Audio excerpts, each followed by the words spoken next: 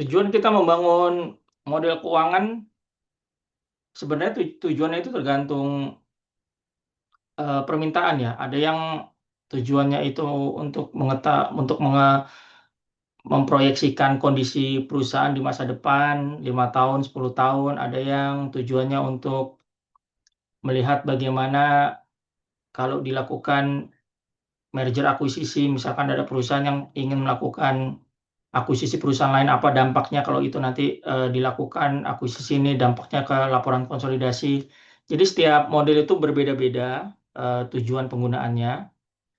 Eh, dan dan di sini kita mendemonstrasikan membuat model keuangan yang hasil akhirnya kan seperti ini. Jadi nanti akan ada, jadi tujuan akhir kita adalah membangun model keuangan yang laporan versi cetaknya seperti ini. Ini adalah versi cetak, ini yang akan tujuan kita akhir, nanti kita di akhir sesi harus bisa membuat ini. Jadi di sini ada proyeksinya, laporan keuangan berdasarkan beragam skenario. Di sini ada 4 skenario: optimis, skenario dasar, skenario pesimis, skenario krisis. Jadi waktu membangun model itu, namanya juga kita memproyeksi masa depan, kita harus buat skenario kita interaktif, proyeksi kita interaktif. Apa yang terjadi kalau misalkan suku bunga naik, apa yang terjadi kalau inflasi naik, apa yang terjadi kalau harga saya naikkan, apa yang terjadi kalau misalkan beban turun. Nah, itu eh, interaktif. Jadi harus kita akomodasi itu. Dan di sini kita membuat 4 skenario. Ya mungkin bagi beberapa perusahaan mungkin 4 skenario kurang ya, mungkin bisa 7-8 skenario tergantung kebutuhan. Tapi biasanya skenario itu minimal ada 3. Skenario dasar, skenario optimis, skenario pesimis. Tapi untuk yang ini saya tambahkan skenario krisis. Nah, skenario krisis. Nah, di sini ada total ada 16 halaman dan nanti hasil printnya seperti ini. Jadi terlihat profesional, terlihat rapi, margin kiri, margin kanan semuanya seragam. Dan ini kita peroleh dari mana? Hasil cetak ini kita peroleh dari waktu kita nanti membangun di software Microsoft Excel. Nah, ini. Nah, kita akan membangun ini mulai dari sini. Ini cover kita, nanti kita buat versi cetaknya, lalu ada ringkasan, lalu ada asumsi dan input. Ini kita buat, kita akan masukkan semuanya. Dan di sini tiga, tiga yang paling menentukan adalah ini ya, modul. Modul ini ibaratnya engine. Jadi modul ini ibaratnya mesinnya, coret-coretan kita di sini modul ini. Dan asumsi dan input ini adalah nanti yang menjadi pemasok data. Jadi apa yang kita tulis di sini, data-data ini akan masuk ke modul, akan jadi bahan bakar modul lah untuk diolah.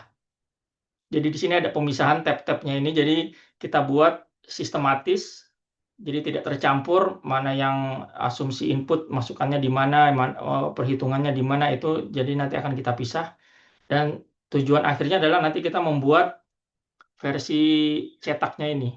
Bukan hanya versi cetak, jadi, tapi juga versi soft copy-nya, hard copy-nya.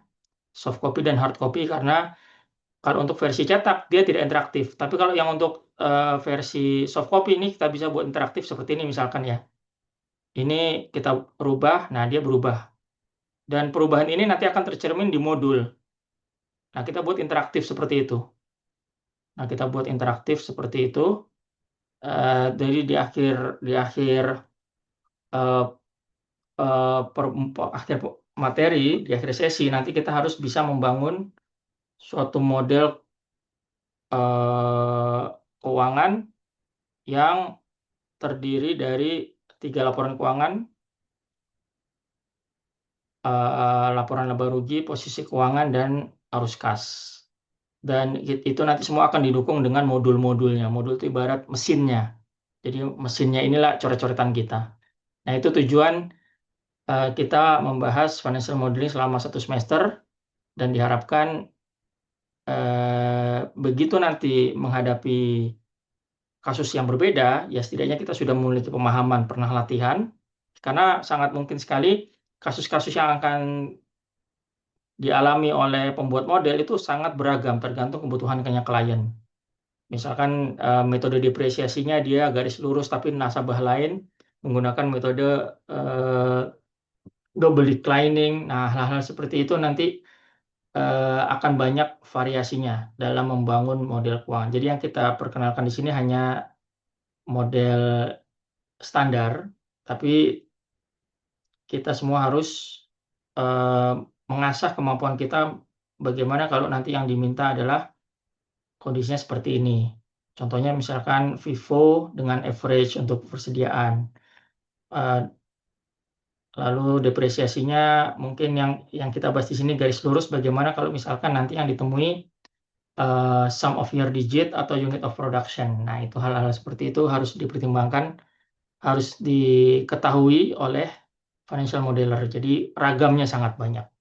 Jadi ini hanya pengantar saja dan jangan berpuas diri karena bagaimanapun kita terbatas pada satu semester dan tujuan kita adalah membangun ini. Setidaknya membangun laporan keuangan yang lengkap yang disertai dengan modul.